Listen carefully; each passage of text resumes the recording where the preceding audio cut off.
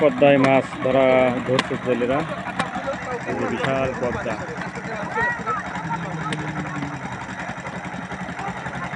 ওইদিকে মুর্শিদাবাদ দেখা যাচ্ছে কালো কালো, ভারতের মুর্শিদাবাদ। ওটা মুর্শিদাবাদ জেলা, বুঝছো?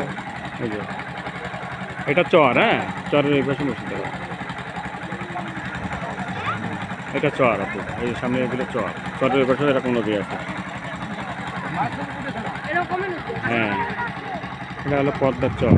পদ্মা অনেক বড়, বুঝছো? এখানে না হলেও 15 কিলোমিটার চওড়া। জেলেরা মাছ ধরতেছে অক্সিজেন নিয়ে পানির নিচে মাছ ধরছে।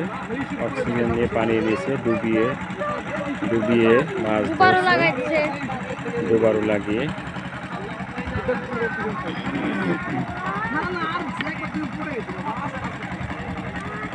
দেখতে পাচ্ছেন বিশাল